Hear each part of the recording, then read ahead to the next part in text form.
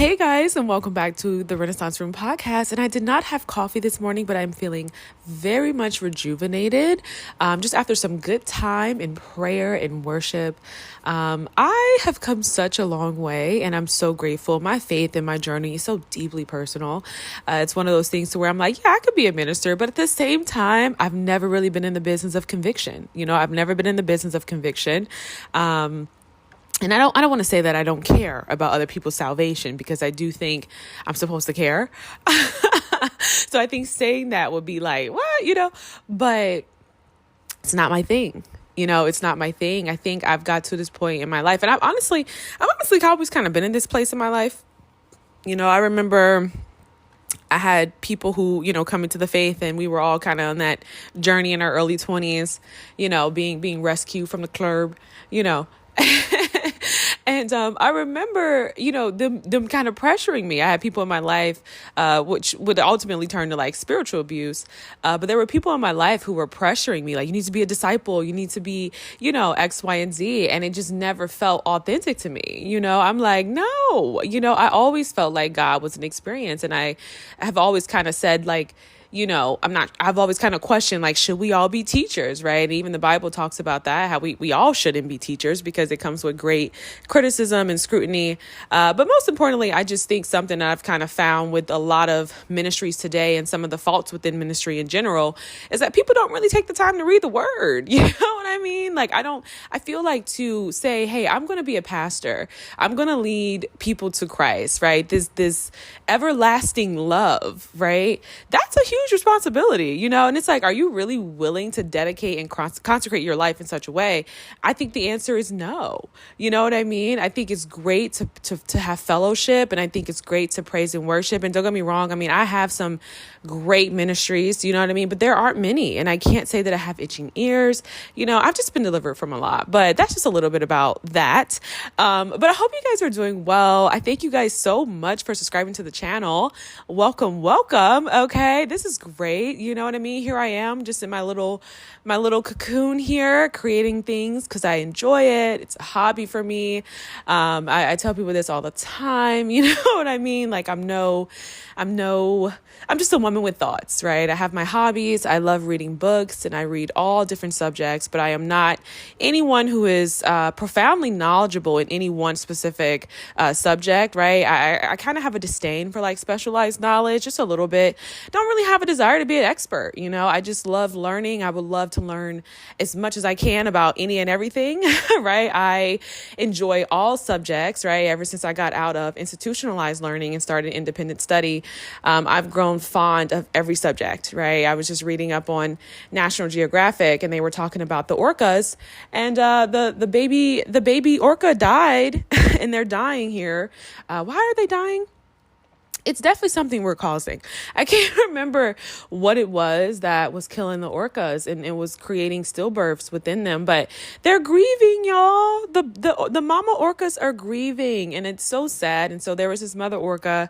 She's carrying her newborn around for like 17 days. She didn't eat. And they were just watching her, and it was just really sad. It was really sad. That right there. Oh, you know what it was? I think it was like the lack of salmon. I think there was a lack of like nutrition or something like that. Maybe that was causing, it was something. It wasn't anything like waste. I don't think there was anything mentioned about like plastics, but ultimately, yeah, we're killing the baby orcas, and they're grieving. And it just was a really sad article. And I really thought about subscribing to the National Geographic channel, but then I thought about my Atlantic subscription, which is one of my favorite publications, by the way. And I was like, we're not going to do this. We're not doing this year. You know what I mean? I'm such a stickler for that now. Like, just to kind of throw in a little bit of a financial tip before we get into the pod. Don't be subscribing to everything. You know what I mean? When you look at your account, and I think that, you know what, if I had a budgeting course, that would be the first thing. That would be the first thing to go. Like, that's the first piece of advice I'm actually going to give anybody when they ask me about money. Cancel them freaking subscriptions, because first of all, it just doesn't make any sense. Like, it's no way it's an $8.99 here or $6.99 there, $13.99 here. Absolutely not. So let's go ahead and get into the podcast episode. So in today's episode, I just wanted to come on and I kind of wanted to talk to you guys a little bit. I wanted to make a video about this, but I wasn't sure when I was going to get the time to come on again and record. So it's always easier for me to just kind of record a podcast and hopes that you guys will listen and check it out. I know video content is much more prevalent and has always been a lot more popular, but, we're rocking and we rolling. Okay. So this is something that I've learned recently, and I think every woman needs to hear this, right? So there's this myth that says you are better than the other woman, right? And I know that sounds like, I'm trying to think of how I can word this, but I'm just going to flow. So, it's like you come into situations and, there's a baby mama and you think, well, her situation is different, right? Maybe she's got other kids, maybe whatever the case may be, right? Whatever fault and flaw you can find, woven in the fabric of her life, right? That will then make you feel better about yourself. And we don't really want to talk about it, but we're going to talk about it. No, we're going to talk about it because it's time to shine light on this. And I need you guys to wake up from the lies of the enemy. Okay. Cause it's truly deceptive. And so you think you're better than the other woman because you are natural.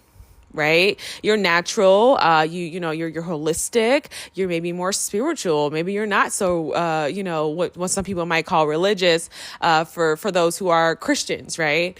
You're natural, you know what I mean? Or maybe you think you're better than this woman because you have a college degree, right? You got your degree and everything, and you think but no, you've got your degree, you've got a great job, you've got amazing, friends, you've got a great career, right? Maybe you got a cute car, luxury car, you know what I mean? You're living this aesthetically pleasing lifestyle. You've got this high rise, right? Whatever the case may be. And I think the reason why I'm naming all of these superficialities, because this is the truth. Okay. This is just the truth, right? Maybe you think you're better because of colorism, right? Maybe you think you're better than the next woman because, of your hair texture, right? Whatever the case may be. And again, I'm naming these superficialities because in the real world, men typically put women against one another, right? Based on these very superficial factors, right? It's like the light skin, red bone, thick witted. Y'all know the narratives. Y'all know the narratives.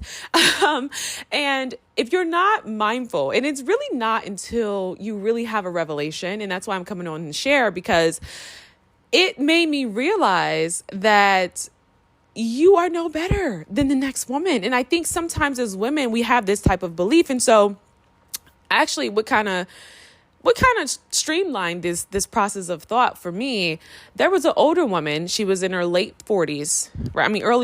I think she said she was 39.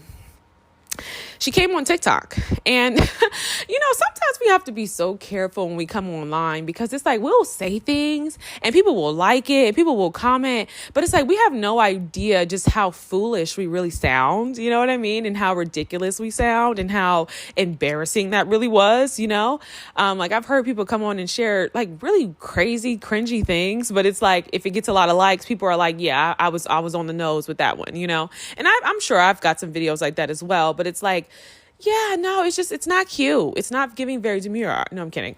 Let me be for real. So anyway, this older woman comes on. She's in her 40s, late 30s.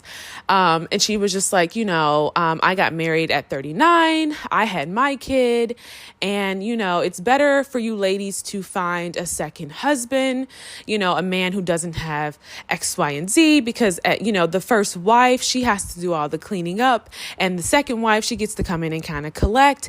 And, men are more stable in their 40s, and I'm glad I waited. And, she's kind of got this and I don't want to say it like this, because I feel like I don't want to offend the realism that is Black suburbia, right? African Americans, you know what I mean? Not every African American woman is from the ghetto or has a certain type of, or fits a certain type of archetype. But I notice with a lot of women today, and I don't think I'm going to explain this perfectly, so bear with me. And I don't think anyone has ever really done a breakdown, you know what I mean, to really give this, to kind of talk about what this is, because it's not to say that it's modeling directly after Europeanism, but it is definitely not to say that it is anything that I feel as though is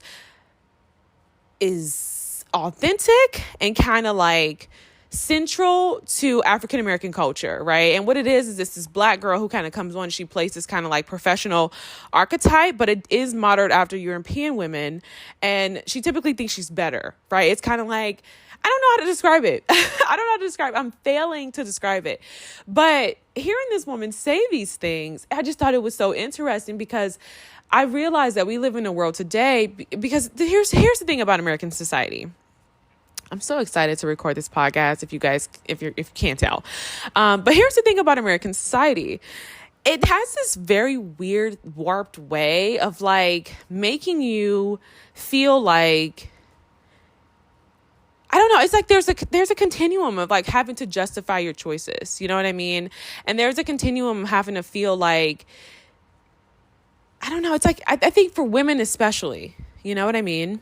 So anyway, she basically came on and talked about like the importance of like, I don't want to say the importance, but she pretty much just like emphasized being the second wife, right? And I thought about how degrading that was, you know what I mean? And not degrading in the sense of like remarriage, but degrading in the sense of like the fact that that would be your message. And I guess you can kind of say that that coincides with a lot of the messages that are like, you know, trick a man and do, you know what I mean? Things that aren't good characteristics, you know what I mean? Like things that don't really model like a sturdy behavior or a sturdy sense of character about yourself. Like it says a lot when you move like that. It's not a matter of like, well, this is just the way the world is. Well, it's just a matter of like, what are your morals, right? Like who cares what the world is saying? Like, and I'm not even saying it in a biblical sense, but I mean like genuinely, like if everybody's jumping off of a cliff, are you going to go jump off a cliff? Like, you know what I mean? Like, so I don't know, you guys, but under all of that and in the comments and just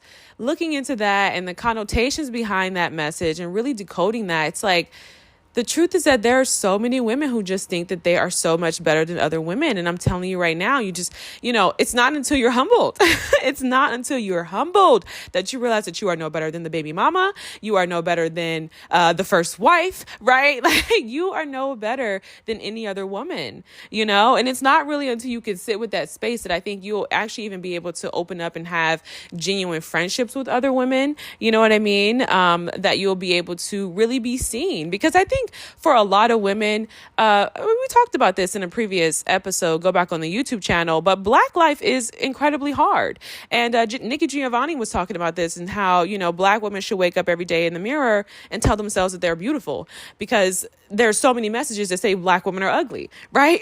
I think about the weight that I actually carry in my own life, and I've struggled with this a lot of times, you know, and I think that's kind of why I've just kind of like detached from trying to meet like beauty aesthetics and all these different things, because I never felt like I would fit into the mold. And not because I wasn't beautiful, but because it's like, that is just the weightiness of Black life. And most importantly, that is the more specifically rather, that is the weightiness of the Black woman's experience. Is like, you never feel pretty. You never feel good enough. Right. And so I think what a lot of Black women have done is they feel as though they can kind of fit into a more European, model of beauty and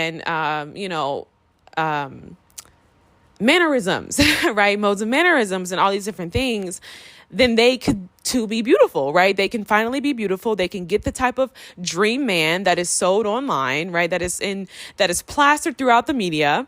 And we can talk about romance and we can talk about heterosexual relationships, because I'm heterosexual. But I can honestly say that there comes a point in your life, and I don't know if it's after several heartbreaks. I don't know if it comes with maturity, right? But you actually start to divorce the idea of like a romantic love, you know? And we can talk more about that. And I don't think this is the podcast, you know, maybe that'll be an article, you know, a column, I don't know. But when I say divorcing the idea of romantic love, it's more so talking about the realism that like most of what we have about love is fantasy. You know, most of what we know about love is fantasy. And I realized that, you know, even hearing this woman and her sense of pride and like, you know, I'm the second wife, and you know what I mean? It kind of coming from a sense of pride, obviously, because you wouldn't come online and share something like that if you didn't feel as though that was a sense of accomplishment or, you know, something, you know, to be proud of, right? And so I realized that for a lot of women, when it comes to being chosen, that is the token, right? And it's so true. You can be a phenomenal businesswoman. You can be a phenomenal mother. You can be, yeah. You know, you can be just a phenomenal person. And the truth is that in American society, if you do not have a man, if you are not chosen, you will spend your entire life longing for that, competing with other women and feeling so empty. And it's just the truth. It's not really until you are chosen that you start to see and you realize how vapid and how void that really is, right? Because one, I think you come into it and just inevitably you have so many expectations about how this person is going to be.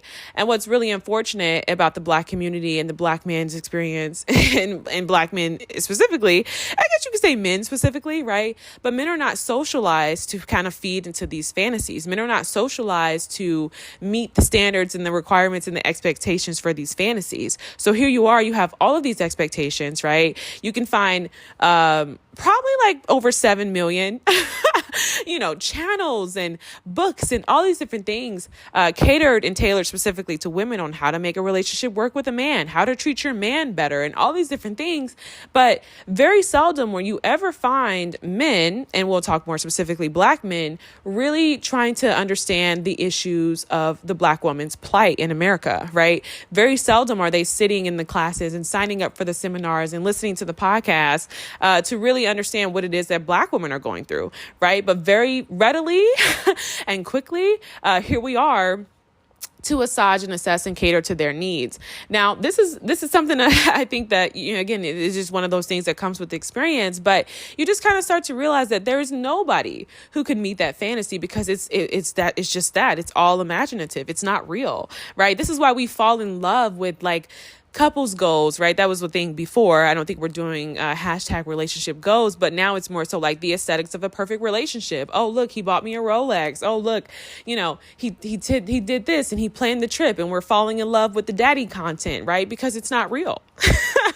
Right? It's not real. It's like a good movie. However, now it's just more so like in a carousel of 10 pictures, right? Like it's more so cinematic and it's shorter length, but it's not realistic. And that's why this content and this type of stuff does so well. So I think part of the deprogramming for women is going to be realizing the emptiness in that. And I also think it's realizing the realities that there aren't many people who are looking to understand what it is that Black women go through. And I always believed that this is the breakdown within the Black community in terms of like heterosexual relationships. I believe this is why we've always really failed to partner and have successful relationships and partnerships, is because you have one party who is so invested in the understanding of one another, but then you have another party who is disinterested, right? And who is, pretty much lackadaisical for lack of better words, and is more so content in the rivalry that they can create and the competition that it steers up, And I think another thing too, if I'm looking at, critique in terms of like heterosexual relationships within the Black community, another thing I feel like is a big thing too, is like, if you notice, I've lost my train of thought. It's right there on the tip of my tongue. Let me think. Hang on. Let me see if it comes back to me. Dang, I lost it. So yeah, I think that we'll just say that that's probably one of the biggest things that really impede on this idea of like fantasy and love and things like that. And then on top of that, when you just have narratives that, paint the picture as, hey, Black men are more desirable, than Black women and things like that. It really gets embedded in your psyche. And I think it's hard to, kind of if you're told you're such a gem, that's what I was going to say. Well, yeah, all of those things too. But what I was going to say was, oh my God, I lost it again. Why? Well, okay, let me just flow. So that's what I was going to say. All right, for real. As a woman, it can be incredibly exhausting to partner with a Black man, not because of the degrading messages about Black men and Black masculinity. But to be partnered with a man in a heterosexual relationship is exhausting, not because you have to cook and clean, right? I'm not leaning more so onto white women's critiques of just instinctive, women's nurturing and, all those different things. I think this is also too why when you listen to white women, they talk about motherhood in such a degrading way, but you look at Black mothers and they're given less resources and they're doing the dang thing. And you know what I mean? They're there, they're present, they're showing up. Bell Hooks talked about this in her book, I think it's not Black Salvation, it's called Salvation. But she talks about how, across the board, Black mothers, when they're given more resources, they invest way more in their children. Like they give most of their material resources to their children. So that's just statistics, right? So I always try to be mindful when we have discourse around motherhood and marriage and things like that, because I do believe that we are of a different culture. Right. White culture is completely different. We all know, going back ancestrally, like we were nurturing their children. Right. We were the nannies. We're still the nannies. Right. We're still the nannies while they're out doing whatever it is they want to do. And it's not to say that white women are not maternal or that they don't have maternal instincts, but it is to say that foundationally and at its core, there's a difference in the culture. Right. And that's just the truth. Right. It's very different. So I'm not really bringing that type of content to the forefront here, right? Like, and I don't want to say content, I more so mean like that type of discourse and rhetoric, because it's been ongoing, right? Oh, women's bodies, and no, women don't want to be kids. And, I tell you guys this all the time, but, white women and just that culture in itself, well, we look at it and it has been predicated on death, right? There has been predicated on lynchings and, cannibalism and all these different things. But white women have always used abortion as a form of contraceptive, right? During the women's rights movement, we talk about equality of education and resources. Black women were fighting for equal access to healthcare, right? Because we were declined the opportunities to have birth control. That wasn't a thing. It wasn't accessible for us. It wasn't anything that was affordable, right? My aunt is only in her mid 40s and she remembers not being able to afford birth control. It wasn't something that was accessible for the Black community. And so that was our form of contraception, right? We've never really leaned into abortion, right? Now that it's more accessible, and I believe that because of the lack of decoding and kind of questioning and articulation and more so education, I'm gonna be for real, the lack of education has led a lot of Black women to believe that has kind of been our modes and mediums of doing things, but it's not. It hasn't been, right? That's not our origin. So anyway, it can be exhausting being in heterosexual relationships with men, because you come into it as this woman, right? You're born, bred, and primed for wifedom, right? You're born, bred, and primed to be a wife. You're ready to be a mother. You've been nurturing your baby dolls. You've been doing all the work. You've read the books. You've thought like a man, right? Come on. You know what I mean? You've learned how to make it work with me and him. You've read Women Are From Mars. Women Are From Venus, Men Are From Mars, right? Like you've done all the Women Are From Venus, Men Are From Mars. I forgot, however, John Gray has that titled. You've done the Gary Chapman, right? 5 Love Languages. You've listened to the Black Girls Heal podcast. Like you've done all the things. And it's never ending, right? It's never ending. And what happens is, so oftentimes you get in relationships with men, and the moment that this person decides whatever they decide, because I don't want to play into like stereotypes, and I kind of want to shine a light, but I really don't want to get too far into that, because I understand we also are just in a culture where any male, I don't even want to call it critique, but anything that shines a light on bad behavior it just brings up a lot of different things. So I don't even really care to get too into that. And I know, unfortunately, we live in a society where we have to tiptoe around men and their egos and all these different things, but we can just flat out tell a Black woman, you're ugly. Nobody wants you. You You know what I mean? But we have to, so that's my thing, right? That's my whole thing about the exhaustion. That's a prime example of the exhaustion of what it is to be in heterosexual relationships with men.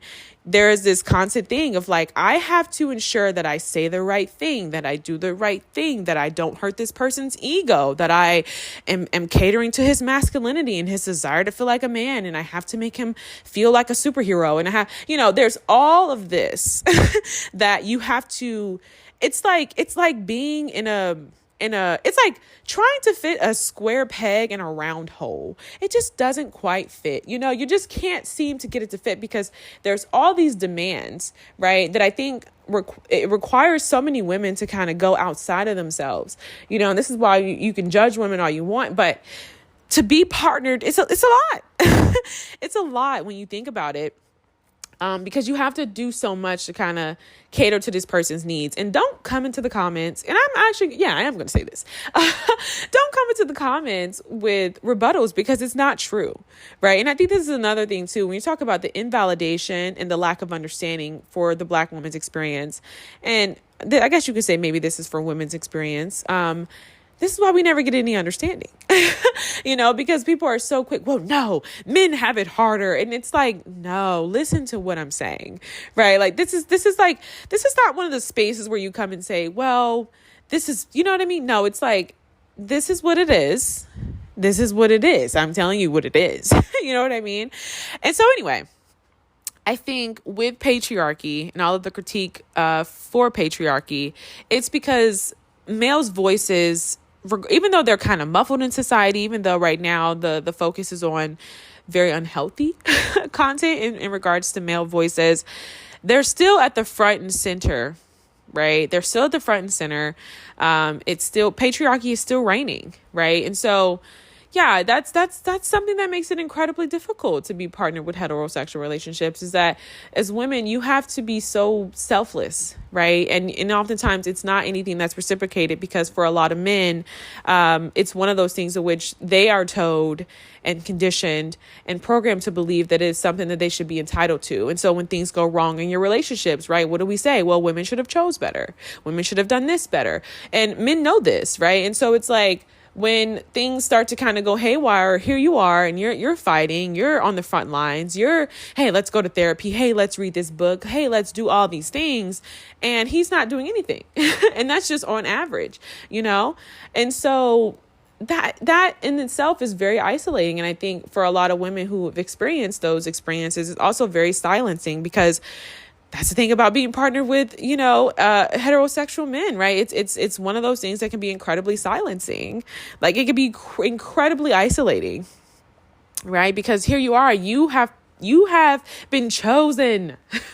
You have been chosen. You have been given the opportunity to partner with this very rare species, right? This species that is not inherently monogamous, right? And here you are. You should be lucky, girl, right? That's what we tell women. That's just on average, right? Oh, there's so many other women who would be so happy. There's so many other women who weren't chosen, right? We look at successful women and we say, look, she's not chosen. Who cares what she's done? She's incomplete. She wants to be chosen. So here you are with this thing, which is really just another human being who has faults, who has trauma, who has, all these different things, and who is quite literally incapable of fulfilling these fantasies that have been given to you. And you're stuck with trying to constantly paint over this picture and make it a pretty Picasso. You know what I mean? When you've just been given freaking Crayola and, a blank sheet of paper, you know what I mean? And you are the one who's like, hey, build the coloring book. You know what I mean? So that's what makes it incredibly difficult. And I think I've explained this too, like in previous videos, about why women are decentering men. And we talked about women in abuse and all these different things. So I hope that I'm shining a light on the understanding. But yeah, you guys, at its premise, just understand that, like, you're not any better than any other woman. I don't care what you think. I don't care if you think if you go to Pilates and your body looks better or whatever the case may be, you're not. And that's not to say you can't be confident and you can't be strong and you can't know that you are better than some things. You know what I mean? But, at its core, I think it's time for women to really divorce the myth that you are better than another woman. I don't care if you waited to have kids and now you got your career, you got it. You know what I mean? It doesn't matter. You're no better. You're no better. You're just no better. And I do think that the moment that women kind of start to realize that, I think we can really start to have open and honest conversations and really, really build a sense of sisterhood, right? Because I think what we have now has just been movements that have been built on a lack of understanding, a lack of education for the origin of the movements, right? We see this with, again, sexual liberation, which was at one point women's rights. And even still, when we were fighting for equality, for resources and opportunity, white women had a whole different agenda, which then turned into the sexual liberation movement. And then we all found ourselves in that space, right? And it's so interesting, too, when I think about the women's, when I think about the sexual liberations movement, you think about the origins of this, right? And you can I'm going to kind of draw a little bit on art and just kind of from my own personal observances. And this is no conclusive ideology, right? I'm not really concluding on anything here, but I just kind of want to share some thoughts and kind of streamline some things here. So when I think about the women's sexual liberation movement and how that very quickly turned into, how the women's rights for equality very quickly turned into sexual liberation, and how Black women were really fighting to be equal and to be one and to have the same opportunities and privileges as white women. And I don't think that was anything that was accomplished, right? Especially not by these modern movements or the historical movements where white women were at the front and center. I don't think Black women ever actually got to the place where they were given equal opportunity, right? That was something that we had to fight for within the civil rights, right? So it's interesting to kind of see that too, when you kind of look at it and look at it in a grand scheme of things, right? Like here we were fighting for women and then white women kind of hijacked that, and then it became about sex. And so when you think about sex and its nature of like pornography, right? Pornography was actually something that was created by white men. If you go to the Sex Museum in New York City, there's an exhibition on this. And I remember seeing this. I was like 21. I was so taken back, right? It started with white men's desire to sleep with other white men's wives. And it kind of became a thing. And I think that was in the 1940s, I want to say, 30s to 40s, maybe the 20s, but probably the 30s and 40s. And so there you have the boom of pornography. And so fast forward and, go backward a little bit more. We're going to go way back. So you look at Greek culture and you look at kind of like this perversity within the art, right? There's like all these naked men and women and everybody's just kind of laying around. And there's all of this, right? Within that culture at the time, or, within that culture, within Greek culture, the art is very perverted, right? And so then you fast forward and there's pornography. And so it's very interesting to see. And now here we are, fast forward, and it's like, now you have sexual liberation.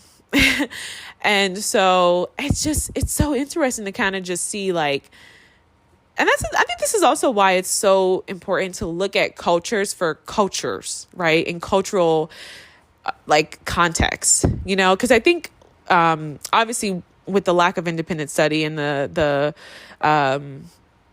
coercion and like superficiality and conformist ideas and things like that go on within institutionalized learning, we're taught to kind of see everything as a whole, as a collective, and it's not. It's not. And here we are, fast forward, and not even fast forward, but I guess continuously white supremacy is at the forefront, right? So it's like we never really can critique white culture, but no, it's different. It's very different. And so and it's so funny too, because we're always so quick to be like, well, this is how, slaves and slavery and Black people and, but even still, we'll do that work. We'll kind of streamline that historical process and that timeline, but we'll never really come to like modern day, like fast forward on modern day and say, oh, poverty, oh, gentrification, oh, lack of resources, oh, criminality, oh, violence, oh, you know what I mean? We'll never do that. You know what I mean? But it's like, we'll stay stuck in. So education is important, but I don't want to get too far off. I know this pod has shined a light on some things. I know we were kind of all over the place. I hope the sound quality is not too bad on this. But yeah, let me know what you guys think. I definitely feel like those are some of the biggest myths. And I think those are some of the biggest breakdowns in terms of heterosexual relationships. And I think there are other things too. Maybe I'll make another video talking about the collective, and the Black community, and where we can kind of shine a light on the lack of emotional resiliency, because that's something I would love to talk about. But I hope you guys got something from this podcast episode. I'm parched, and you guys have a great day. Peace.